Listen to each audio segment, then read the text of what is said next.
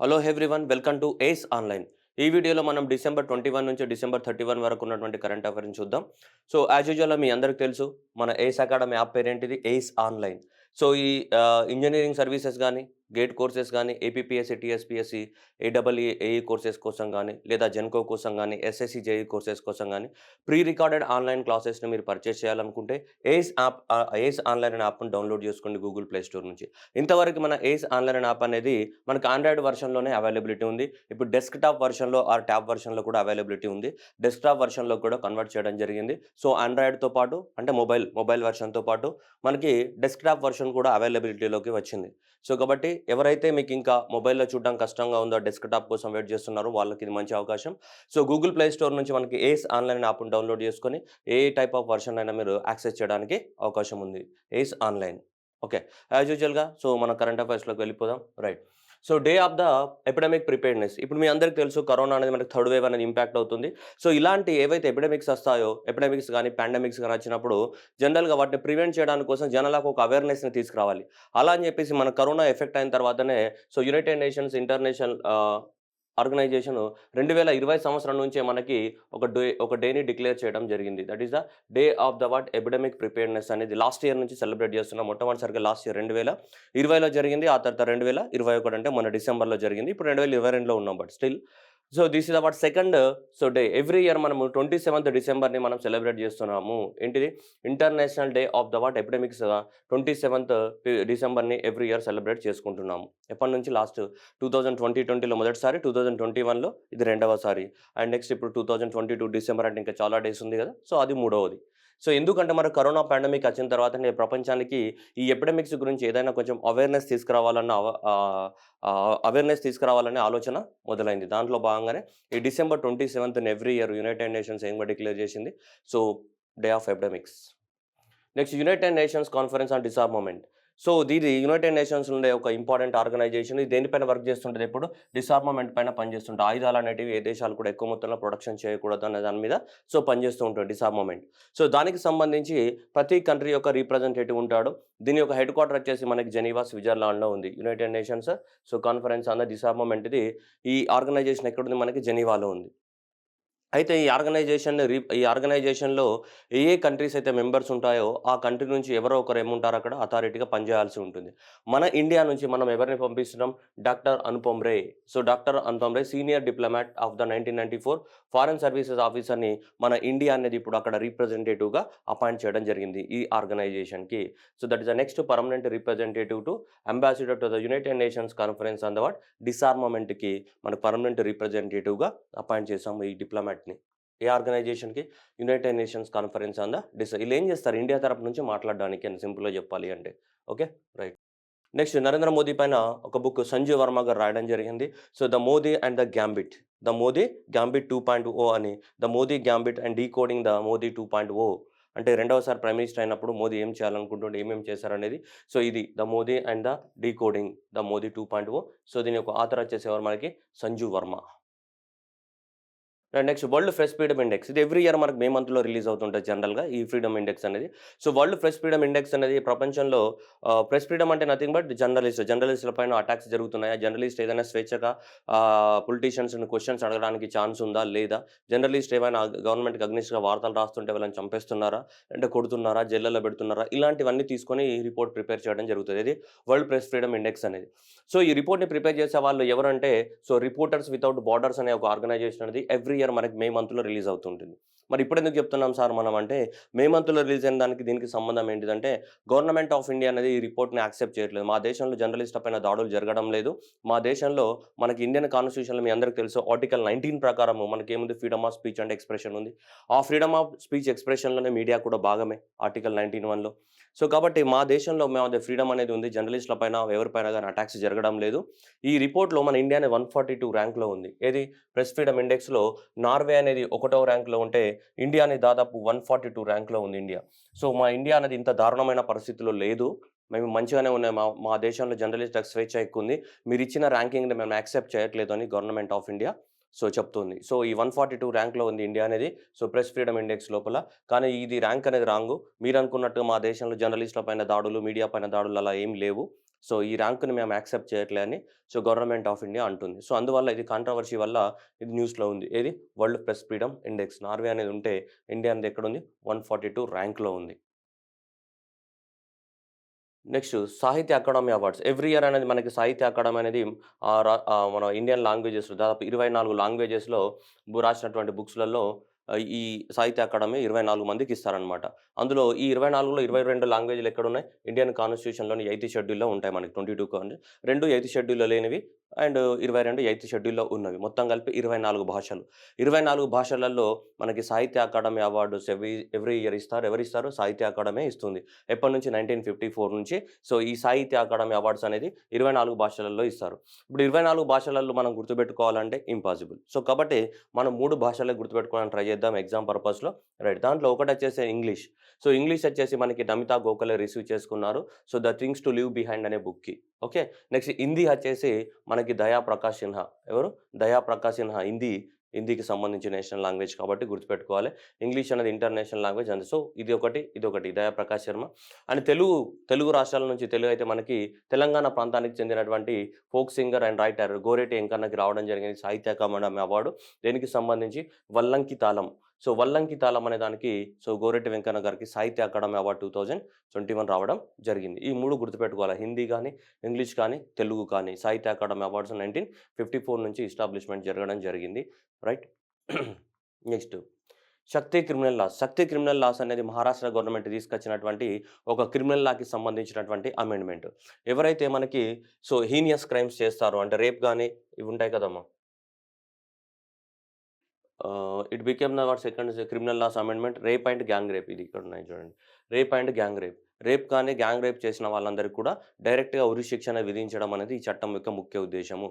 అయితే ఆంధ్రప్రదేశ్ దిశ యాక్ట్‌ని తీసుకొచ్చింది మనకి ఆంధ్రప్రదేశ్ గవర్నమెంట్. ఆంధ్రప్రదేశ్ దిశ చట్టాన్ని తీసుకొచ్చింది. దాని ద్వారా కూడా ఏంటిది? ఎవరైతే రేప్ కానీ, గ్యాంగ్ రేప్‌లకి పాల్పడతారో వాళ్ళకి ఉరి శిక్షనే అని ఆంధ్రప్రదేశ్ కూడా చట్టాన్ని తీసుకొచ్చింది లాస్ట్ ఇయరే. అయితే ఆంధ్రప్రదేశ్ తీసుకొచ్చిన చట్టం అనేది భారతదేశంలో మొట్టమొదటి రాష్ట్రం అన్నమాట ఆంధ్రప్రదేశ్. దేనికి సంబంధించి? ఈ గ్యాంగ్ రేప్ గాని, రేప్ చేసిన వాళ్ళకి ఉరి శిక్ష వేయడానికి చట్టం చేసినటువంటి మొదటి రాష్ట్రం ఆంధ్రప్రదేశ్. ఇప్పుడు ఆంధ్రప్రదేశ్ తర్వాత శక్తి యాక్ట్ అనే పేరుతోటి మహారాష్ట్ర అనేది సెకండ్ ప్లేస్‌లో ఉంది. ఈ హీనియస్ క్రైమ్స్‌కి ఏవైతే రేప్స్ గాని, గ్యాంగ్ రేప్స్ గాని ఉన్నాయో అలాంటి వాటి కోసం డైరెక్ట్‌గా ఉరి శిక్షనే సరైన శిక్ష అని చెప్పేసి చట్టాన్ని తీసుకురావడం జరిగింది. ఎవరు? Maharashtra is the second state to give the death penalty for the gang rapes and the rape cases. So Maharashtra second. Andhra Pradesh అనేది ఫస్ట్. ఆంధ్రప్రదేశ్ ఏ చట్టం ద్వారా? దిశ యాక్ట్ ద్వారా తీసుకురావడం జరిగింది. దిశ యాక్ట్ ద్వారా మనకు 2019లో తీసుకొచ్చారు. Next world sangeet Tansen festival. Tansen festival అనేది మధ్యప్రదేశ్‌లో జరుగుతుంటది ఎవ్రీ ఇయర్. సో ఈ ఇయర్ కూడా మనకి డిసెంబర్ 25 నుంచి ఆల్మోస్ట్ 5 రోజుల పాటు జరిగింది మనకి. సో ఇది ఎక్కడ జరిగిందంటే గ్వాలియర్‌లో జరిగింది మనకి. ఎక్కడ? సో తాన్సేన్ ఫెస్టివల్ అనేది గ్వాలియర్. మనకి కవ్వాలి సాంగ్స్ గాని, సూఫీ సాంగ్స్ గాని ఇవన్నీ పాడుతూ ఉంటారనమాట. 5 రోజుల పాటు ఎవ్రీ ఇయర్ జరుగుతూ ఉంటది ఫెస్టివల్. మనకు మధ్యప్రదేశ్‌లో డిఫరెంట్ ప్లేసెస్‌లో ఆర్గనైజ్ చేస్తుంటారు. ఈ సంవత్సరం మాత్రం మనకి ఇక్కడ జరిగింది. ఎక్కడ జరిగింది? సో మనకి గ్వాలియర్ లోపల జరిగింది. ఏది? World sangeet Tansen festival. World sangeet Tansen festival. So మనకి ఎవ్రీ ఇయర్ జరుగుతుంటది. ఈ ఇయర్ జరిగింది. ఓకేనా? ఎక్కడ జరిగింది? మనకి గ్వాలియర్‌లో జరగడం జరిగింది 5 రోజుల పాటు. నెక్స్ట్ వచ్చేసి ఎలక్టోరల్ బాండ్స్. ఎలక్టోరల్ బాండ్స్ అనేది జనరల్‌గా గవర్నమెంట్ ఆఫ్ ఇండియా ఇష్యూ చేస్తుంటది. Electoral bond election commission of India కాదు. Government of India. తొందరపడి electoral bonds are issued by the election commission of India అనుకునేరు కాదు. గవర్నమెంట్ ఆఫ్ ఇండియా ఇష్యూ చేస్తది. దేనికోసం? ఏదో నువ్వున్నాను, లేక నేనున్నాను, మీరందరున్నారు. మనకేదో ఒక పొలిటికల్ పార్టీ అంటే ఇష్టం అనుకోండి. మనం ఆ పొలిటికల్ పార్టీకి డొనేషన్ ఇవ్వాలనుకుంటున్నాం. పొలిటికల్ పార్టీకి డొనేషన్ ఇచ్చినప్పుడు మనము చాలామంది క్యాష్ రూపంలో ఇస్తుంటారు. క్యాష్ రూపంలో ఇచ్చినప్పుడు ఆ క్యాష్ అనేది లీగల్‌గా సంపాదించింది అయ్యుండొచ్చు, ఇల్లీగల్‌గా సంపాదించిన క్యాష్ అయ్యుండొచ్చు. మనకు తెలియదు. కాబట్టి బ్లాక్ మనీని మొత్తం వైట్ మనీగా కన్వర్ట్ చేసుకోవడానికి పొలిటికల్ పార్టీస్‌కి డొనేషన్స్ ఇవ్వడానికి అవకాశం చాలా ఎక్కువుంది. సో, మళ్ళా క్యాష్ రూపంలో ఇస్తే ఎవడిచ్చాడో కూడా మనకు తెలియదు. అడ్రెస్ ఉండదు, నేమ్ ఉండదు, ఏముండదు. కాబట్టి అందుకోసం గవర్నమెంట్ ఆఫ్ ఇండియా ఏం చేసిందంటే, సో మనం ఎలక్టోరల్ బాండ్ అనే కాన్సెప్ట్ తీసుకొచ్చాం. ఈ బాండ్స్ డైరెక్ట్‌గా బ్యాంక్ ద్వారా కొనాలి. దానికి కూడా ఒకటే బ్యాంకర్ ఇచ్చింది. Only state bank of India. State bank of India ద్వారా మాత్రమే ఇవి మనం కొనడానికి అవకాశం ఉంటది. సంవత్సరానికి 4 సార్లు మాత్రమే ఈ బాండ్స్ అమ్ముతారు. ఆ 4 సార్లలో ఆ 4 సార్లు అమ్మినప్పుడు అప్పుడు నువ్వు బాండ్స్ కొనుక్కొని, ఆ బాండ్ తీసుకపోయి పొలిటికల్ పార్టీకి ఇవ్వాలనమాట డొనేషన్ కింద. అప్పుడు ఆ పొలిటికల్ పార్టీ ఆ బాండ్ ఏం చేస్తది, ఆ బాండ్‌ని మళ్ళీ ఎస్‌బీఐలో సబ్మిట్ చేసి, ఎవరైతే క్యాష్ బాండ్ కొన్నారో క్యాష్ అనేది పొలిటికల్ పార్టీకి ట్రాన్స్‌ఫర్ అవుతదనమాట జనరల్‌గా. ఎందుకంటే లీగల్‌గా ఎవరెవరు ఇస్తున్నారు. బాండ్ కొన్నప్పుడు నీకు బాండ్ కొనాలంటే అన్ని డీటెయిల్స్ అన్నీ అవసరం కాబట్టి, అలా బాండ్స్‌ని తీసుకొచ్చారు. ఇన్‌స్టెడ్ ఆఫ్ ద క్యాష్ రూపంలో పొలిటికల్ పార్టీకి డొనేషన్ ఇచ్చే బదులు బాండ్స్‌ని తీసుకొచ్చాం. నేనేం చేస్తా ఇప్పుడు ఎస్‌బీఐకెళ్తా. ఎస్‌బీఐకెళ్ళి ఎలక్టోరల్ బాండ్‌ని కొంటా. ఎలక్టోరల్ బాండ్‌ని కొన్నా. కొని నేను ఏం చేస్తాను నా దగ్గర ఉంచుతా ఎలక్టోరల్ బాండ్. ఆ తర్వాత ఏం చేస్తాను నేను ఆ ఎలక్టోరల్ బాండ్‌ని నేను ఏ పొలిటికల్ పార్టీ అయితే నాకు ఇష్టం ఉందో ఆ పొలిటికల్ పార్టీకి ఆ బాండ్‌ని ఇచ్చేస్తా. ఆ బాండ్ నా పొలిటికల్ పార్టీ ఏం తీస్తది, తీసుకపోయి బ్యాంక్‌లో ఇస్తే బ్యాంక్ నుంచి ఆ పొలిటికల్ పార్టీ యొక్క అకౌంట్‌లోకి మనీ ఏమైతే ట్రాన్స్‌ఫర్ అవుతాయి. ఇది కాన్సెప్ట్ దీంట్లో ఉన్నటువంటిది. పొలిటికల్ ఈ ఎలక్టోరల్ బాండ్స్ అనేటివి. ఇప్పుడెందుకు న్యూస్‌లో ఉందంటే మనకు మొట్టమొదటిసారిగా ఈ బాండ్స్ అనేటివి మొట్టమొదటిసారిగా మార్చ్ 2018లో మొట్టమొదటిసారిగా బాండ్స్ అనేది అమ్మడం జరిగింది.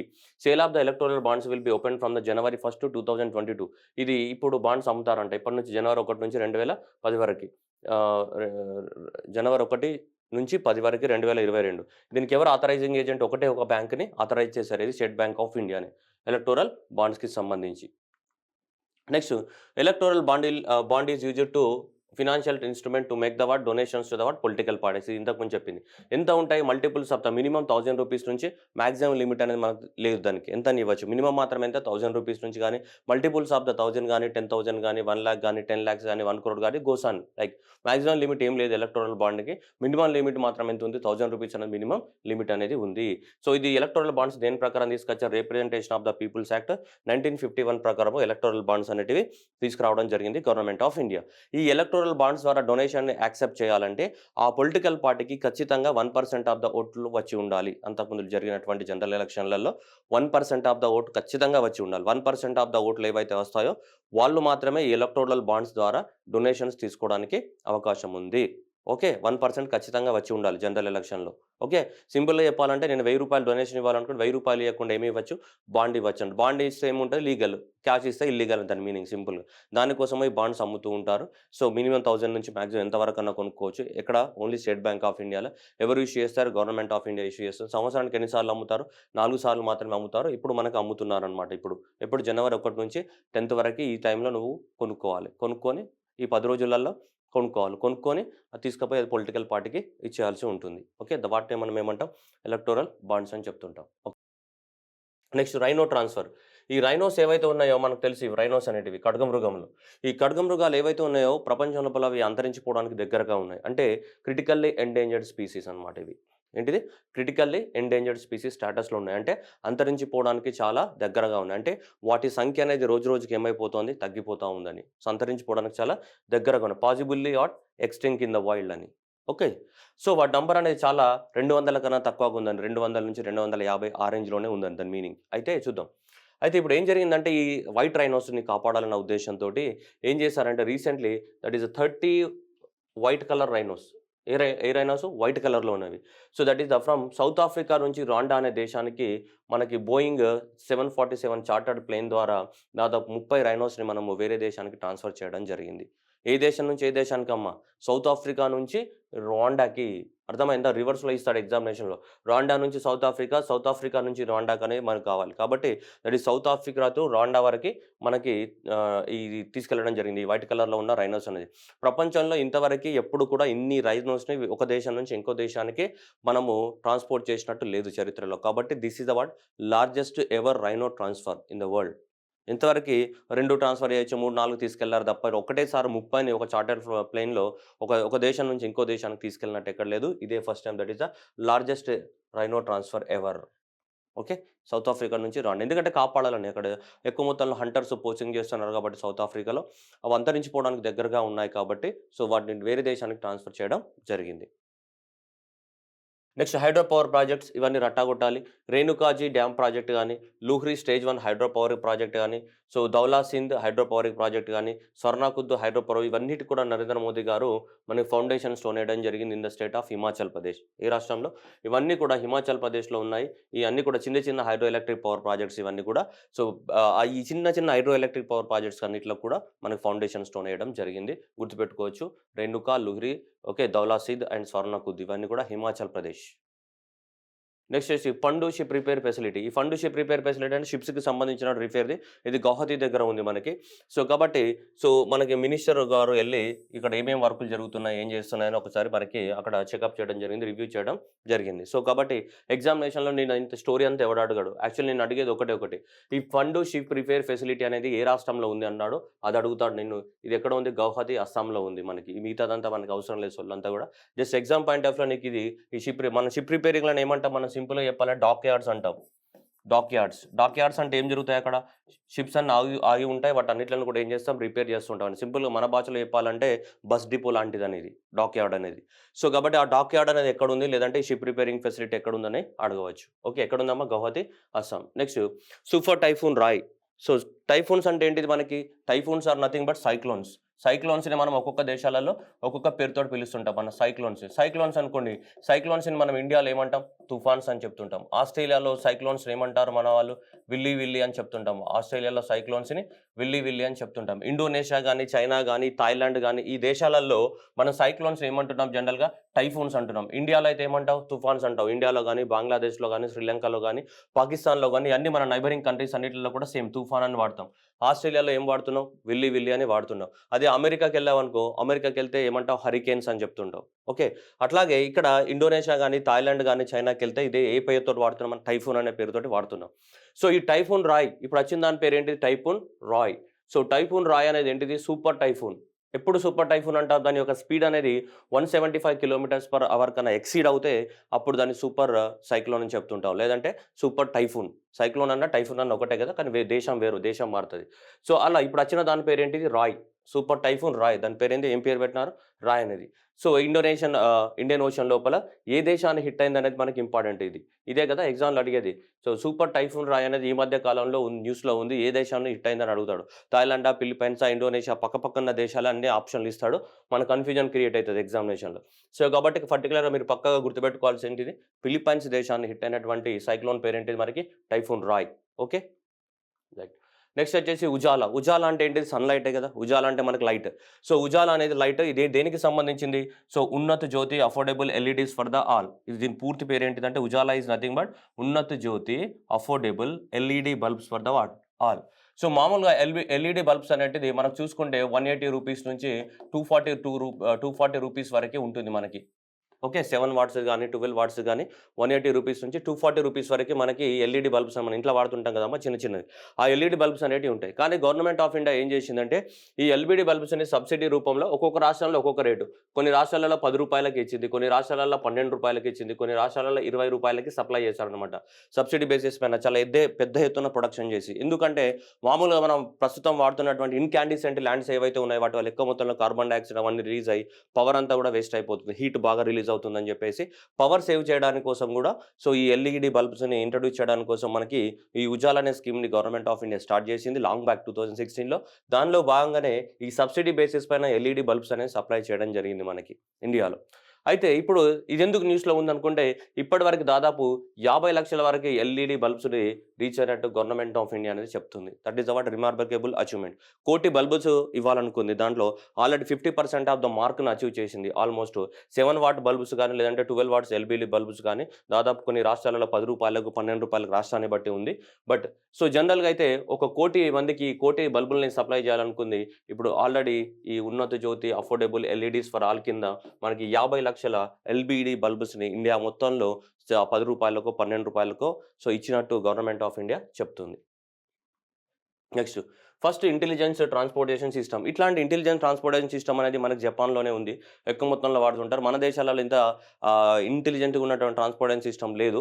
సో, కాబట్టి ఇలా ఫస్ట్ టైమ్ అనేది మనకి ఇంటెలిజెంట్ ట్రాన్స్‌పోర్ట్ సిస్టమ్ అనేది మనకి ఇక్కడ ఇంట్రొడ్యూస్ చేయబోతున్నారు.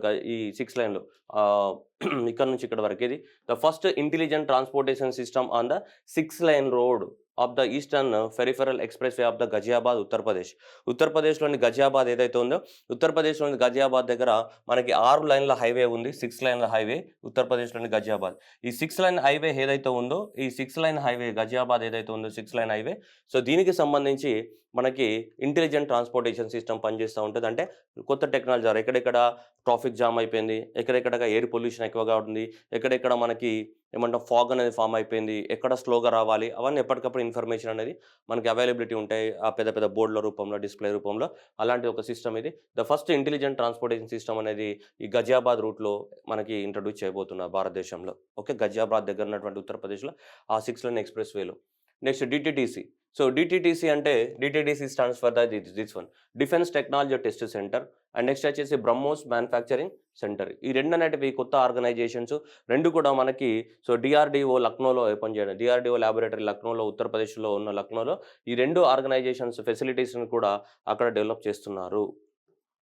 ఇక్కడ లక్నోలోని ఉత్తరప్రదేశ్‌లో. ఒకటేంటిది డిఫెన్స్ టెక్నాలజీ టెస్ట్ సెంటర్. అంటే కొత్త డిఫెన్స్ ఇప్పుడు కొత్తగా ఏమైనా బుల్లెట్స్ తయారు చేసావనుకో, కొత్తగా ఏమైనా పిస్తోల్ తయారు చేసావనుకో, కొత్తగా ఏమో ఎస్ఎల్ఆర్ తయారు చేసావనుకో, వాటన్నిటిలో ఏం చేయాలి? కరెక్ట్‌గా పనిచేస్తున్నాయా లేవా అని ఏం చేయాలి? టెస్ట్ చేయాలి. అలా టెస్ట్ చేయడానికి కోసం మనకేంటిది సో డిఫెన్స్ టెక్నాలజీ టెస్ట్ సెంటర్‌ని ఒకదాన్ని నిర్మించబోతున్నాం ఎక్కడ?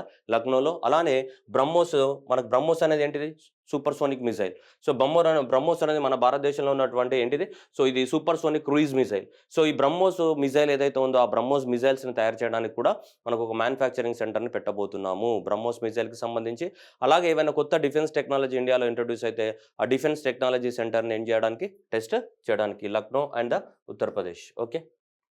Next one quantum lab. Quantum lab అంటే మీ అందరికి తెలుసు. ఈ మధ్య కాలంలో మనకేంటిది ఇంటర్నెట్ అనేది ఏ రూపంలో ట్రాన్స్‌ఫర్ అయితే డాటా అనేది బిట్స్ అండ్ బైట్స్ రూపంలో ట్రాన్స్‌ఫర్ అయితే 0101 మీ అందరికి తెలుసు. బిట్స్ అండ్ బైట్స్ రూపంలో డాటా అంతా ట్రాన్స్‌ఫర్ జరుగుతది మనకి. ఆ బిట్స్ అండ్ బైట్స్ రూపంలో డాటా ట్రాన్స్‌ఫర్ జరగకుండా కొత్తగా ఏంటిది మనకి క్వాంటమ్స్. క్వాంటమ్స్ అంటే మన సన్‌లైట్‌లో ఉండే ఫోటాన్స్ ఉంటాయి కదా! ఆ ఫోటాన్స్ లాంటి క్వాంటమ్స్.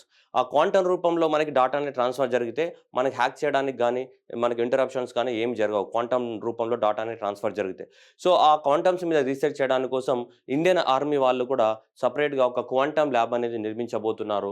మనకిక్కడ military headquarters of the Mhow Indore region లోపల. ఎక్కడ? మోవ్. మోవ్ అనేది ఎక్కడుంది? ఇండోర్‌లో ఉంది. మనకి డాక్టర్ బిఆర్ అంబేద్కర్ పుట్టినటువంటి విలేజ్ అది మోవ్ ఇండోర్‌లో ఉంది. సో ఆ ఇండోర్‌లోని సో మోహ్ అనే విలేజ్ దగ్గర సో మనకి ఇది క్వాంటమ్ ల్యాబ్‌ని నిర్మించబోతున్నారు. ఎవరు? సో ఇండియన్ ఆర్మీ వాళ్ళు. Okay. That is the Indian army is established the quantum lab at the military college of the telecommunication engineering in military headquarters of the Mhow Indore మధ్యప్రదేశ్‌లో ఈ quantum ల్యాబ్‌ని పెడుతున్నారు. ఈ క్వాంటమ్ ల్యాబ్‌ని ఆర్మీ వాళ్ళు ఎలా వాడుకోవచ్చు దీన్ని క్వాంటానికి సంబంధించినటువంటి దాని మీద రీసెర్చ్ చేస్తారు వీళ్ళు. Next IIT Madras. So IIT Madras అనేది ఎందుకు న్యూస్‌లో ఉంది? అంటే మనకి నీతి ఆయోగ్ అనేది ఒక రిపోర్ట్ అనేది పబ్లిష్ చేయడం జరిగింది. నీతి ఆయోగ్ పబ్లిష్ చేసిన రిపోర్ట్ ఏంటిదంటే ఇది. ఏంటిది? Atal ranking institutions and the innovation achievements of the 2021 అనేది ఒక రిపోర్ట్ పబ్లిష్ చేసింది. అంటే ఇండియాలో సెంట్రల్ గవర్నమెంట్ స్పాన్సర్ చేస్తున్నటువంటి ఇన్‌స్టిట్యూషన్స్ ఏవైతే ఉన్నాయో వాటికి సంబంధించి ఏ ఇన్‌స్టిట్యూషన్స్ అనేది బెస్ట్ పర్ఫార్మెన్స్ ఇస్తుంది. సెంట్రల్ గవర్నమెంట్ స్పాన్సర్ చేసే అన్ని కూడా. ఇవన్నీ కూడా ఏంటిది? So centrally funded technical institutions and the central universities of the national technology ఇవన్నీ కూడా. ఓకేనా? సో ఏవైతే సెంట్రల్ గవర్నమెంట్ ఫండింగ్ ఇచ్చి ఇన్‌స్టిట్యూషన్స్ నడుపుతుందో, ఆ ఇన్‌స్టిట్యూషన్‌కి సంబంధించి ఏ ఇన్‌స్టిట్యూషన్ అనేది ఎక్కువ మొత్తంలో ఇన్నోవేషన్స్‌ని ప్రమోట్ చేస్తుంది అన్న దాని మీద ర్యాంకింగ్స్ ఇవ్వడం జరిగింది. ఎవరు? నీతి ఆయోగ్ అనేది మనకి రిలీజ్ చేయడం జరిగింది. దేన్ని? సో ఈ రిపోర్ట్‌ని రిలీజ్ చేసింది ఎవరు? నీతి ఆయోగ్. దీంట్లో మనకి Indian institute of the Madras IIT Madras అనేది టాప్ ర్యాంక్‌లో నిలబడింది. ఐఐటీ మద్రాస్ అనేది ఒకటో ర్యాంక్‌లో నిలబడింది మనకి. IIT Madras has been so recognised. IIT Madras own the what centrally funded technical institution, central universities ఇవన్నిటిలో చూస్తే ఇదే టాప్ ర్యాంక్‌లో ఉంది. ఎవరిచ్చిన రిపోర్ట్ ప్రకారం? ఈ రిపోర్ట్ ఎవరిచ్చారు? నీతి ఆయోగ్. ఏది? Atal ranking institutions and innovation achievements 2021. Okay. Done. Next rurban machine. Rurban machine అంటే ఏంటిది? రూరల్ ప్లస్ అర్బన్ 2 కలిపితేనే రూర్బన్ అవుతది. రూరల్ అంటే పల్లెటూరు, అర్బన్ అంటే పట్టణం. ఈ రెండిటిని కలిపామనుకో ఏమైద్దమ్మా? రూర్బన్ అవుతది. సో రూరల్ ప్లస్ అర్బన్ కలిపితే ఏమైతుంది మనకి? రూర్బన్ అవుతుంది. అంటే దాని అర్థం ఏంటిది? ఎందుకోసం ఇది 2016లో గవర్నమెంట్ ఆఫ్ ఇండియా లాంచ్ చేయడం జరిగిందనమాట ఇది. ఎందుకు ఇది లాంచ్ చేశారంటే రూరల్ ఏరియాస్ లోపల అర్బన్ ఫెసిలిటీస్‌ని డెవలప్ చేయాలి. That is the development of the urban facilities. That is development of the urban facilities in the rural areas.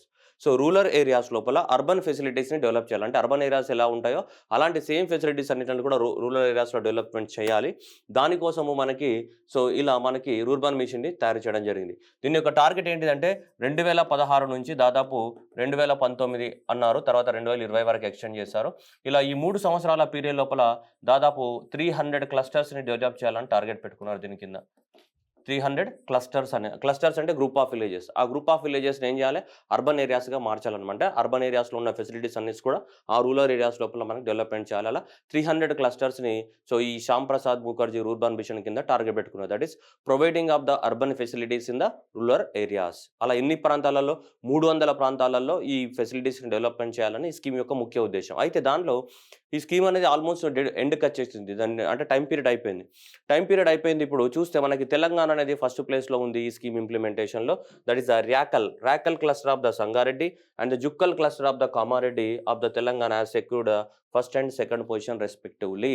So, ఈ శ్యామ్ ప్రసాద్ ముఖర్జీ రూరల్ మిషన్ ఏదైతే ఉందో, ఈ శ్యామ్ ప్రసాద్ ముఖర్జీ రూరల్ మిషన్ ఇంప్లిమెంటేషన్‌లో తెలంగాణ ప్రభుత్వమే మొదటి ర్యాంక్‌లో ఉంది మొత్తం ఇండియాలోనే. Followed by the Tamil Nadu. ఇవి మిగతా రాష్ట్రాలున్నాయి.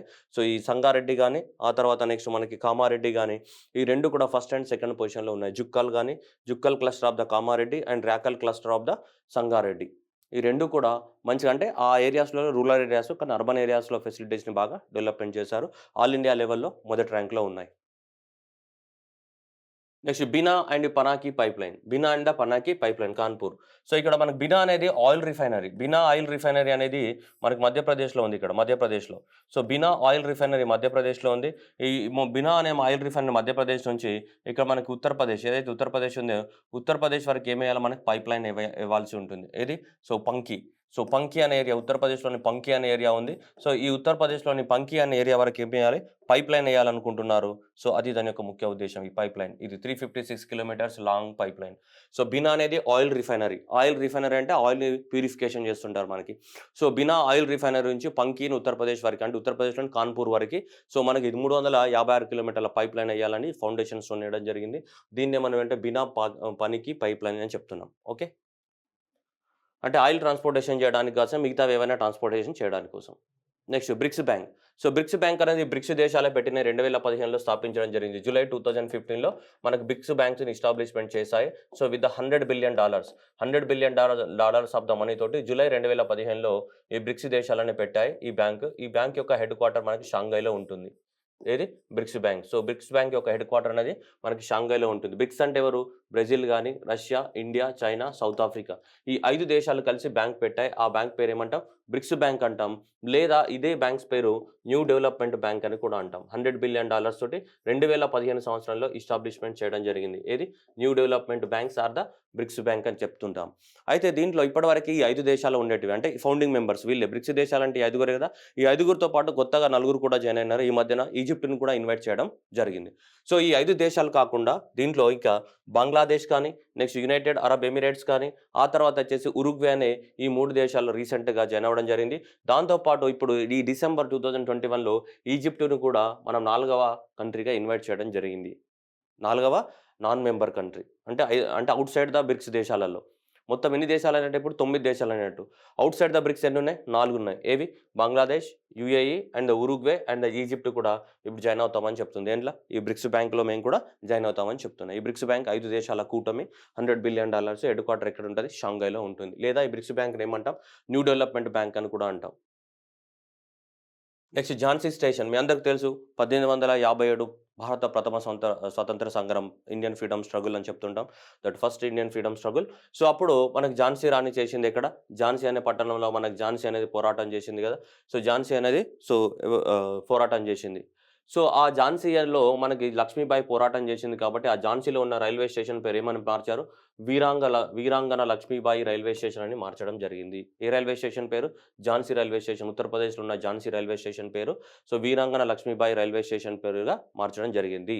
అట్లాగే సిక్కింలో కూడా మనకి ఒక ఆహ్, రోడ్డు నిర్మించడం జరిగింది. ఆ రోడ్ పేరు కూడా నరేంద్ర మోదీ మార్గ్ అని పేరు పెట్టడం జరిగింది. Narendra Modi Marg is the second road connecting ఈ 2 ప్రాంతాలు. So, Nathu La border pass with Gangtok, Sikkim. Tsomgo lake and the Nathu La pass. Tsomgo lake and Nathu La pass. Nathu La pass ఎక్కడుంటది మనకి? సిక్కింలో ఉంటుంది. ఇది మనకి ఇండియాకి, చైనాకి మధ్యన. ఇది సిక్కిం అనుకుంటే మనకి ఇక్కడ మనకి నాతులా పాస్ ఉంటుంది. ఈడ నాతులా పాస్. ఇటు చైనాకి ఎంటర్ అవ్వడానికి కోసం మనకి నాతులా పాస్ ఉంటుంది. సో, ఇక్కడ సిక్కిం లోపల నాతులా పాస్‌కి సిక్కింలో ఇక్కడ ఒక రోడ్డు నిర్మించారు. ఈ రోడ్డు పేరు మనకి నరేంద్ర మోదీ మార్గ్ అని పేరు పెట్టడం జరిగింది. ఏ రాష్ట్రంలో? సిక్కింలో. నెక్స్ట్ వచ్చేసి Japan. So Japan has introduced the what mini bus look like a world's first dual mode vehicle. So in town of the what Kaiyo. అంటే డ్యూయల్ మోడ్ అంటే ఏంటి? రోడ్డు పైన వెళ్తుందంట, రైల్వే ట్రాక్స్ పైన వెళ్తుందంట. అలాంటి వెహికల్ని మనకి తయారు చేయడం జరిగింది. చూడండి, the vehicle can run on the normal rubber tyres on the road and but steel wheels which are on the rail tracks పైన కానీ ఇలాంటి పైన కానీ డీజిల్ తోటి నడుస్తూ ఉంటుంది. సో రబ్బర్ టైర్లు ఉంటాయంటే దానికి స్టీల్ టైర్స్ ఉంటాయంట. సో రబ్బర్ టైర్స్ తోటి రోడ్డు మీద అండ్ స్టీల్ టైర్స్ తోటి రైల్వే ట్రాక్స్ మీద నడవడానికి అవకాశం ఉంది. ఇట్లాంటిది ఇప్పటిదాకా ప్రపంచంలో ఎక్కడ రాలేదు. మొట్టమొదటిసారి ఎక్కడ జపాన్ దేశంలోని ఏ నగరంలో ఇంట్రడ్యూస్ చేశారనేది ఇంపార్టెంట్. ఇది కయ్యో. సో కయ్యో నగరంలో ఇంట్రడ్యూస్ చేయడం జరిగింది. ఇలా ఏంటిది? ఏ vehicle? DVM vehicle. That is what dual mode vehicle. That we call dual mode vehicle. Next UN women. So women యొక్క ప్రాబ్లమ్స్ అన్నింటిని కూడా అడ్రస్ చేయడానికి కోసము మనకు యుఎన్ ఉమెన్ అనే ఆర్గనైజేషన్ అనేది కూడా ఎస్టాబ్లిష్మెంట్ చేయడం జరిగింది 2011 ఇయర్లో యుఎన్ ఉమెన్. సో ఈ యుఎన్ ఉమెన్ అనే ఆర్గనైజేషన్ అనేది ఒక రిపోర్ట్ రిలీజ్ చేసింది. ఆ రిపోర్ట్ పేరు ఏంటిదంటే ఇది న్యూయార్క్లో ఉంటుంది. సో ఇది ఉమెన్స్ కోసమే పోరాటం చేస్తుంటుంది. United nation organization specially for the what women కోసం. సో న్యూయార్క్లో ఉంటుంది. వీళ్ళు ఒక రిపోర్ట్ రిలీజ్ చేస్తారు. That is a women and the girls left behind and the glaring gaps in the pandemic responses. అంటే ఏంటిదంటే ఉమెన్ కానీ గర్ల్స్ కానీ ఈ కరోనా పాండమిక్ వల్ల ఎక్కువ మొత్తంలో ఎలాంటి బెనిఫిట్స్ వాళ్ళకి రీచ్ అవ్వలేదంట. అంటే ఏవైతే ఈ కరోనా లాక్డౌన్ వల్ల ఎకనామిక్‌గా గానీ, సోషల్‌గా గానీ సఫర్ అయ్యారో దాంట్లో సఫర్ అయిన వాళ్ళలో ఎక్కువ మొత్తంలో ఉమెన్ అండ్ గర్ల్సే ఉన్నారు. వాళ్ళకి ఎలాంటి బెనిఫిట్స్ గవర్నమెంట్ నుంచి చాలా దేశాలలో కూడా రీచ్ అవ్వలేదు. సో మగవాళ్ళకి ఎక్కువ మొత్తంలో రీచ్ అయినాయి. ఆడవాళ్ళు చాలా సఫర్ అయ్యారు అని చెప్తున్నారు ఈ పాండమిక్ టైంలో. Women and girls the left behind and the glaring gaps in the what pandemic responses. Next trends and progress of the banking in India 2021. So the government of India ఇది reserve bank of India అనేది release చేయడం జరిగింది ఈ రిపోర్ట్ని. So that is ఈ report banking in the 2021. So reserve bank of India release చేయడం జరిగింది. So దీని ప్రకారం భారతదేశంలో నాన్ పర్ఫార్మింగ్ అసెట్స్ అనేవి తగ్గినాయని చెప్తున్నది. 8.2% at the end of the March నుంచి 6.9%కి తగ్గిపోయినాయి నాన్ పర్ఫార్మింగ్ అసెట్స్ అని చెప్తున్నారు. నాన్ పర్ఫార్మింగ్ అసెట్స్ అంటే ఏంటిది? ఇచ్చిన లోన్స్ అనేది తిరిగి రాకపోతే ఏమవుతుంది? అది నాన్ పర్ఫార్మింగ్ అసెట్ అవుద్ది. ఒకవేళ అది తిరిగి వచ్చింది అనుకోండి పర్ఫార్మింగ్ అసెట్ అంటే దానికి పర్ఫార్మెన్స్ ఉందని. What is performance? బ్యాంక్కి ఇంట్రెస్ట్ రేట్ అనేది ఎర్న్ చేసి పెడితే పర్ఫార్మెన్స్ ఇస్తున్నట్టు. ఒకవేళ ఇచ్చిన లోన్ అనేది తిరిగి రాలేదనుకోండి అప్పుడు ఏమైతే నీకు నాన్ పర్ఫార్మింగ్ అసెట్ అవుతుంది. మొండి బకాయిలు అంటాం. తిరిగి రానివి మొండి బకాయిలు అంటే తిరిగి రావన్నమాట. ఆ లోన్ కట్టాడు తీసుకుంటాడు. అలా లోన్స్ తిరిగి రాకపోతే వాటిని ఏమంటాం? నాన్ పర్ఫార్మింగ్ అసెట్ లేదంటే ఎన్పిఎస్ అంటాం. ఒకప్పుడు భారతదేశంలో మనం ఇచ్చిన లోన్స్లో సమ్ ఎగ్జాంపుల్ 1000 కోట్లు ఇచ్చామనుకోండి. 1000 కోట్ల లోన్స్ ఇచ్చినప్పుడు ఎంత పర్సెంటేజ్ ఆఫ్ ద ఎన్పిఏగా కన్వర్ట్ అయింది? Last year 8.2% of the loans అనేటివి తిరిగి రాలేదు. కానీ అవి ఇప్పుడు 1000 కోట్ల లోన్ ఇస్తే మనకు అది 6.9%కే సో తగ్గిందనమాట. అంటే లోన్ రికవరీ ఎక్కువగా పెరిగింది. నాన్ పర్ఫార్మింగ్ అసెట్ పర్సెంటేజ్ తగ్గిందని ఆర్బీఐ రిపోర్ట్ చెప్తుంది. ఎంతకు తగ్గింది? సో 6.9కి తగ్గిందని చెప్తుంది గవర్నమెంట్ బ్యాంక్స్కి సంబంధించి. Next world economic table 2022. So ఇది వరల్డ్ ఎకనామిక్ లీగ్ టేబుల్. ఇది ఎవరు పబ్లిష్ చేశారంటే centre for the economic business research and వీళ్ళు పబ్లిష్ చేయడం జరిగింది ఈ రిపోర్ట్ని. ఏది? వరల్డ్ ఎకనామిక్ లీగ్ టేబుల్ 2022ని centre for economic and the business research అనే ఒక ఆర్గనైజేషన్ దీన్ని పబ్లిష్ చేయడం జరిగింది. దాదాపు 191 కంట్రీస్ దాదాపు 2036 వరకు వాళ్ళ యొక్క ఎకనామిక్ పర్ఫార్మెన్స్ అనేది ఎలా ఉండబోతుందనేది మనకి చెప్పడం జరిగింది. ఇండియా అనేది 2031 నాటికి థర్డ్ లార్జెస్ట్ ఎకానమీ. నెక్స్ట్ 2022 నాటికి 6th లార్జెస్ట్ ఎకానమీ అవ్వబోతుందని మనకి రిపోర్ట్లో ఉంది. చూడండి ఒకసారి మీ ర్యాంక్స్ అనేది అబ్జర్వ్ చేయాలి. ఎగ్జామ్లో కంపల్సరీగా క్వశ్చన్ వస్తుంది. ఇప్పుడు ప్రజెంట్ 2021లో అమెరికా అనేది లార్జెస్ట్ ఎకానమీ. దాని సెకండ్ ర్యాంక్ వచ్చేసి మనకి చైనా ఉంది. థర్డ్ ఎవరు ఉన్నారు? జపాన్ ఉంది మనకి. ఓకే రైట్ చూద్దాం. 2022 సంవత్సరానికి ఇండియా చూద్దాం మనం. ఇండియా ఎక్కడ పోయింది ఇందులో? ఇండియా రైట్ నౌ ఎంత ఉంది? 7th ప్లేస్లో ఉంది ఇండియా అనేది. నెక్స్ట్ 2022 సంవత్సరం వచ్చే నాటికి ఇండియా అనేది 6th లార్జెస్ట్ ఎకానమీ అవ్వబోతుంది. సో ఈ ప్లేసెస్ ఇలానే కంటిన్యూ అవుతున్నాయి. 1, 2 కంటిన్యూ అవుతాయి. India 6th. నెక్స్ట్ 2026 సంవత్సరం నాటికి ఇండియా అనేది ఎక్కడ 5th పొజిషన్కి రాబోతుంది. ఈ రెండు ఇలానే కంటిన్యూ అవుతున్నాయి. ఓకే ఈ రెండు ఇలానే కంటిన్యూ అవుతున్నాయి. నెక్స్ట్ ఇక్కడ చేంజ్ అవుతాయి చూడాలి. 2031 వెరీ ఇంపార్టెంట్. 2031 వచ్చే నాటికి ఇండియా అనేది ప్రపంచంలోనే లార్జెస్ట్ ఎకానమీ అయిపోతుంది. ఫస్ట్ చైనా అవ్వబోతుంది. చూడొచ్చు మనకి first China, second USA and India అనేది ఏమవుతుంది? థర్డ్ అవ్వబోతుంది. ప్రపంచంలో పారామీటర్స్ మారబోతున్నాయి. ఎప్పుడు? 2031 నాటికి. ఓకే సో ఆ తర్వాత 2036లో కూడా సో ఇదే ర్యాంక్స్ కొనసాగుతూ ఉన్నాయి. సో అంటే 2026 వరకే ఈ ర్యాంక్స్ ఉంటాయి. 2026 వరకే అమెరికా 1వ ర్యాంక్లో ఉండబోతుంది. చైనా అనేది 2వ ర్యాంక్లో ఉండబోతుంది. 3వ ర్యాంక్లో ఎవరు ఉండబోతున్నారు? జపాన్. సో 4వ ర్యాంక్లో ఎవరు? జర్మనీ. ఓకే సో అది ఉండబోతుంది. జపాన్‌ని గాని, జర్మనీని కాదని సో మనము అక్కడికెళ్తున్నాం. జపాన్‌ని బీట్ చేసి అక్కడికెళ్ళడానికి అవకాశం ఉంది 2031 నాటికి అని చెప్తున్నాం మనం. ఓకే. సో 2031 నాటికి ఇండియా అనేది థర్డ్ లార్జెస్ట్ ఎకానమీ అవ్వబోతుంది. చైనా అనేది వరల్డ్స్ లార్జెస్ట్ ఎకానమీ అవ్వబోతుంది. ఎప్పటికి? 2031 నాటికి. ఓకే. సో మిగతా టైంలో ఇప్పుడు ప్రెజెంట్ ఇండియా ర్యాంక్ ఎంత? 2021 సెవెంత్. నెక్స్ట్ ఇప్పుడు 2022 స్టార్ట్ అయింది కాబట్టి ఇప్పుడు ర్యాంక్ ఎంత? సిక్స్త్ ర్యాంక్ ఇప్పుడు. ఓకే. లాస్ట్ ఇయర్ ఎంత? Seventh, sixth rank. 2026కి ఎంత? Fifth rank India. నెక్స్ట్ ఎంతకెళ్తదంట? థర్డ్ ర్యాంక్‌కెళ్తదంట. సో అవి మాకు గుర్తుపెట్టుకోవాలి. అంటే ఓవరాల్‌గా 2031లోనే మారుతున్నాయన్నమాట. ఒకటో ప్లేస్‌కి ఎవరెళ్తున్నారు? చైనా. ఎవరిచ్చారు ఈ రిపోర్టు? హూ ఇస్ ఈ రిపోర్ట్ ఇచ్చిన వాళ్ళెవరు? The centre for the economics and business research వాళ్ళు. రిపోర్ట్ నేమ్ ఏంటిది? The world economic league table of the 2022. Next green energy. So green energy అంటే మన భారతదేశంలో ఇప్పటివరకు వచ్చిన ఫారెన్ డైరెక్ట్ ఇన్వెస్ట్‌మెంట్ ఏదైతే ఉందో, సో ఫారెన్ డైరెక్ట్ ఇన్వెస్ట్‌మెంట్ అనేది చాలా ఎక్కువ మొత్తంలో మనకి so $797 billion million dollars of the foreign investment అనేది వస్తే మనకి ఇప్పటివరకి.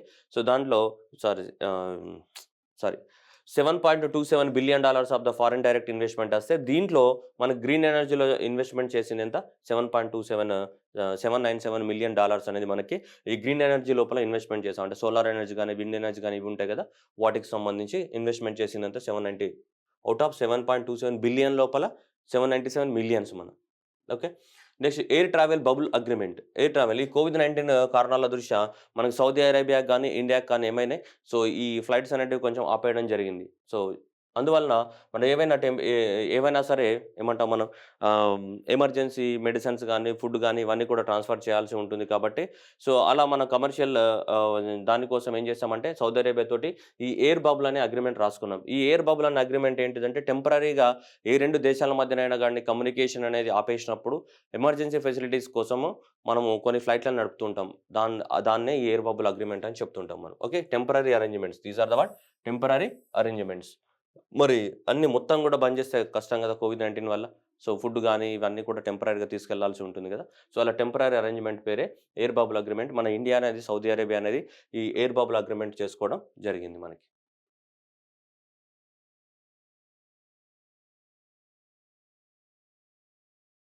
Next Telangana. Telangana became the first state in India. So for the completion of the 100% of the first COVID-19 vaccination. So first dose అనేది అందరికీ అయిపోయిందంట తెలంగాణ ప్రాంతంలో. సో ఇలా మొత్తం కూడా 2.77 crores of the citizens of the first dose. 2,75,00,000 మంది మనకి ఈ ఫస్ట్ డోస్‌ని కంప్లీట్ చేసుకున్నట్టు చెప్తున్నారు మనకి total. Next world's longest metro line. Metro station మన రైల్వే లైన్ కాదు metro. So with the total of the 831 కిలోమీటర్లతోటి మనకి షాంఘై నగరంలో ఓపెన్ అయింది. అంతకుముందు ఓపెన్ అయింది. కానీ ఇప్పుడు ఇంకా ఎక్కువగా రైల్వే స్టేషన్స్ యాడ్ అవుతూ దాదాపు లెంత్ అనేది దాదాపు మనకి ఎంతకి 831 కిలోమీటర్ల వరకు ఓపెన్ అయింది. And December 31 of the world's longest metro line was open in the China's Shanghai province లోపల దాదాపు 830 కిలోమీటర్ల దూరం వరకి మనకు వెళ్తుంది. రైల్వే కాదు మెట్రో. నెక్స్ట్ ఎంఎంటీఏ. సో ఇది Mother Teresa memorial awards. So ఈ మదర్ తెరిస్సా మెమోరియల్ అవార్డ్ అనేది సోషల్ జస్టిస్ ఎవరైతే చేస్తారో, సోషల్ జస్టిస్‌లో సర్వీస్ ఎవరు చేస్తారో వాళ్ళకి అవార్డ్స్ ఇస్తూ ఉంటారు. సో ఇది foundation Abraham Mathai the founder of the so ఈ ఆర్గనైజేషన్ యొక్క ఫౌండర్. ఇది మదర్ తెరిస్సా మెమోరియల్ ఏదైతే ఉందో ఈ ఆర్గనైజేషన్ యొక్క హార్మోనీ ఫౌండేషన్. సో ఈ హార్మోనీ ఫౌండేషన్ వాళ్ళు ఇస్తుంటారు ఈ అవార్డ్స్‌ని. ఏ అవార్డ్స్‌ని? మదర్ తెరిస్సా అవార్డ్స్‌ని ఈ హార్మోనీ ఫౌండేషన్ ఏదైతే ఉందో వీళ్ళు ఇస్తుంటారు. ఈ హార్మోనీ ఫౌండేషన్ వాళ్ళు. సో ఈ సంవత్సరం అయితే వీళ్ళందరికీ ఇవ్వడం జరిగింది మదర్ తెరిస్సా అవార్డ్ అనేది. So doctor Anil Prakash Joshi the environmentalist and Vidyut Mohan the winner of the earthshot prize గెలిచాడు మనం చెప్పుకున్నాం. విద్యుత్ మోహన్‌కి రెన్యూబుల్ ఎనర్జీ తయారు చేయడం జరిగింది. అది మన burning. Next Ridhima Pandey. So young environmentalist and Tulsi Gowda. So and next వచ్చేసి ఆద్య జోషి అండ్ నెక్స్ట్ మహారాష్ట్రకి చెందినటువంటి పానీ ఫౌండేషన్. ఈ అన్నిట్లో కూడా మనకి మదర్ తెరిస్సా అవార్డ్స్ అనేది రావడం జరిగింది. Okay. Next environment and climate action citizen award. Okay. So environment and climate action citizen పర మనకి ఇతనికి రావడం జరిగింది.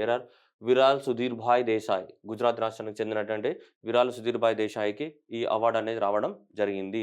So he is known as green man or the green man of the Gujarat has been honoured with ఈ award రావడం జరిగింది. Out of the 28 personalities from the 11 countries honoured with this Viral Desai was the only Indian.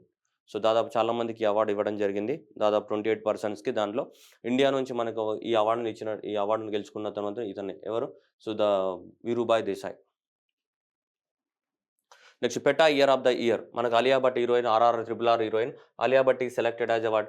So, that is the 'PETA'. 'PETA' stands for the what people for the what ethical treatment of the animals. యానిమల్స్‌ని ఎవరైతే కాపాడుతూ ఉంటారో ఎక్కువ మొత్తంలో వాళ్ళకి every year ఈ award అనేది ఇవ్వడం జరుగుతుంది. ఈ year 'PETA person of the year' 2021కి ఎవరు మనకి 'ఆలియా భట్' ఎలక్ట్ అవ్వడం జరిగింది. ఎందుకు 'ఆలియా భట్' దీన్ని తీసుకున్నారంటే 'Alia Bhatt' invested in the what 'Phoolco' అనే ఒక ఆర్గనైజేషన్‌లో ఇన్వెస్ట్‌మెంట్ చేయడం జరిగింది. అది Indian institute of the technology Kanpur వాళ్ళు స్టార్ట్ చేశారు 'పూల్.కో' అనేది. అదేంటిదంటే సో, దాంట్లో ఇన్వెస్ట్‌మెంట్ చేయడం ద్వారా ఈ ఈ డాగ్స్‌కి సంబంధించినటువంటి ఏమంటాము వాటికి స్వెటర్స్ గానీ, ఫుడ్ మెటీరియల్స్ గానీ తయారు చేసేటువంటిదనమాట అది. సో, యానిమల్స్ మీద ప్రేమతోటి దాంట్లో ఇన్వెస్ట్‌మెంట్ పెట్టినందుకు కానీ, సో, యానిమల్స్ పైన జాలి చూపించినందుకు కానీ, సో, ఈ అవార్డ్ ఇవ్వడం జరిగింది. ఎవరికి? 'ఆలియా భట్‌కి. ఇది 'PETA person of the year.' Next James ఈ జేమ్స్ వెబ్ టెలిస్కోప్ అనేది. అంతకుముందు మనకి హబ్బుల్ టెలిస్కోప్ అనేది ఉండేది. ఈ హబ్బుల్ టెలిస్కోప్‌ని రీప్లేస్ చేయడానికి కోసం మనకి జేమ్స్ వెబ్ టెలిస్కోప్ అనేది మనకి ఆహ్, ఆహ్, లాంచ్ చేయడం జరిగింది. ఇక్కడ నుంచి ఏరియన్ స్పేస్ స్టేషన్ మనకి స్పేస్ ఏజెన్సీ ఫ్రెంచ్ గయానా నుంచి మనకి నాసా వాళ్ళు లాంచ్ చేయడం జరిగింది. ఏది ఈ స్ స్ ఈ జేమ్స్ వెబ్ టెలిస్కోప్ అనేది. సో, ఈ జేమ్స్ వెబ్ టెలిస్కోప్ అనేది మనకి విశ్వం అనేది ఈ యూనివర్స్ అనేది ఎప్పుడు పుట్టింది? అసలు యూనివర్స్‌లో ఎన్ని సంవత్సరాల క్రితం పుట్టింది? అసలు యూనివర్స్ పుట్టడానికి కారణం ఏంటిది? ఎలాంటి ఎలిమెంట్స్ ఉన్నాయి? ఇంకా ఏమేమి ఉన్నాయి? అవన్నిట్ల మీద రీసెర్చ్ చేయడానికి కోసం మనకు దీన్ని లాంచ్ చేయడం జరిగింది. ఏది డిసెంబర్ 25థ్ రోజు మనకి లాంచ్ చేసాం దీన్ని. జేమ్స్ వెబ్ స్పేస్ టెలిస్కోప్ అనేది డిసెంబర్ 25థ్ రోజు మనకి French Guiana Kourou space station French Guiana నుంచి మనకు లాంచ్ చేయడం జరిగింది. దేన్ని జేమ్స్ వెబ్ టెలిస్కోప్‌ని ఏరియన్ 5 అనే రాకెట్ ద్వారా. సో, విశ్వం యొక్క పుట్టుక గురించి అంటే యూనివర్స్ యొక్క ఆరిజిన్ గురించి తెలుసుకోవడానికి కోసం మనం డిసెంబర్ 25థ్ రోజు దీన్ని లాంచ్ చేశారు. James Webb telescope. Okay. Next 'Sibir' అనేది మనకి రష్యా యొక్క ఐస్ బ్రేకింగ్ అనమాట. Ice breaker. So, Russia has launched the what first series of the what project 2220 that is a versatile that is nuclear powered ice breaker known as Sibir. దాని పేరేంటి Sibir. అంటే అది nuclear పవర్‌తో నడుస్తుంటది. Arctic రీజియన్‌లో Russia అంటే పైన ఉంటుంది కదా! మళ్ళా రష్యా బయటికి. ఇదంతా కూడా ఆర్కిటిక్ సీయే కదా! రష్యాకి పైన ఇదంతా ఆర్కిటిక్ సీ. సో, కాబట్టి ఇక్కడ పవర్ జనరేషన్ చాలా కష్టం. ఇదంతా కూడా ఐస్ రూపంలో ఉంది. హైడ్రో ఎలక్ట్రిక్ పవర్ జనరేట్ చేయాలి. ఇదంతా కూడా న్యూక్లియర్ పవర్ మీద జనరేట్ అవుతుంటది. ఇక్కడ ఉన్న ఐస్‌ని ఏం చేయొచ్చు? బ్రేక్ చేయొచ్చనమాట. అలా nuclear powered ice breaker. So, ఆ న్యూక్లియర్ పవర్ ఐస్ బ్రేకర్ ఏంటి? సిబిర్. ఇలా ప్రపంచంలో ఎక్కడా లేదు. ఇదే ఫస్ట్ టైమ్ అన్నమాట. సో, ఇదే first and largest ice breaker by using the what nuclear powered ice breaker. దాని పేరేంటిది? సిబిర్. నెక్స్ట్ 'ప్రస్థాన్'. సో, 'ప్రస్థాన్' అనేది so, the security of the what offshore development area. So, Krishna Godavari basin మనకు ఆంధ్రప్రదేశ్ గోదావరి బేసిన్ ఉంది కదా! ఇక్కడ. సో, ఇక్కడ మనకి ఈస్ట్ కోస్ట్ గార్డ్ మనకు మనకి నేవీ ఫోర్స్ ఉంటది కదా! కోస్ట్ గార్డ్ వాళ్ళు. ఈ కోస్ట్ గార్డ్ వాళ్ళు ఇక్కడ ఒక ఎక్సర్‌సైజ్‌ని నిర్వహించారనమాట. ఆ ఎక్సర్‌సైజ్ పేరేంటిది మనకి 'Prasthan' during the what December 21 నుంచి 22 వరకి మనకి 'ప్రస్థాన్' అనేది ఇక్కడ నిర్వహించడం జరిగింది. జస్ట్ ఇక్కడ ఎవరైనా వేరే వాళ్ళు వస్తూ ఉంటే మనం ఎలా అడ్డుకోవాలి? ఏం చేయాలన్న దాని మీద మన దేశాన్ని ఎలా కాపాడుకోవాలో దానికి ఒక చిన్న ఎక్సర్‌సైజ్ చేయడం జరిగింది. కృష్ణా గోదావరి రివర్ ఏరియాస్ లోపల ఈస్ట్ కోస్ట్ వాళ్ళు. దాని పేరేంటి మనకి 'ప్రస్థాన్.' నెక్స్ట్ వచ్చేసి ఏంటి 'ప్రళయ్.' 'ప్రళయ్' అనేది missile. That is the what flight test of the what indigenously developed surface to surface missile 'Pralay.' So, ఈ 'ప్రళయ్' యొక్క రేంజ్ చేస్తే 150 నుంచి 500 కిలోమీటర్స్ ఆఫ్ ద రేంజ్‌లో ఉంది. దీన్ని ఎవరు తయారు చేశారు? డీఆర్‌డీఓ వాళ్ళు తయారు చేశారు. మనకి ఏపీజే అబ్దుల్ కలాం ఐలాండ్, ఒరిస్సా నుంచి దీన్ని టెస్ట్ చేయడం జరిగింది. దీన్ని 'ప్రళయ్.' 'ప్రళయ్' అనేది ఏ టైప్ ఆఫ్ మిసైల్? ఇండిజినస్‌లీ అంటే మన టెక్నాలజీ తోటి డెవలప్‌మెంట్ చేసినటువంటి ఏ మిసైల్ ఇది? Surface to surface missile. భూమి మీద నుంచి ఇంకొక భూమి మీద ఉన్నదాన్ని అటాక్ చేయడానికి పనిచేస్తుందన్నమాట. రేంజ్ అనేది 150 నుంచి మనకి 500 కిలోమీటర్స్ వరకు ఉంటుంది. ఏది? 'ప్రళయ్.' ఓకే. ఇది 'ప్రస్థాన్', 'ప్రళయ్.' 'ప్రస్థాన్' వేరు, 'ప్రళయ్' వేరు. ఓకే. Don't confuse. 'శిబిర్' అనేది ఏంటి ఇది. సో, ఈ James Webb telescope and thank you everyone.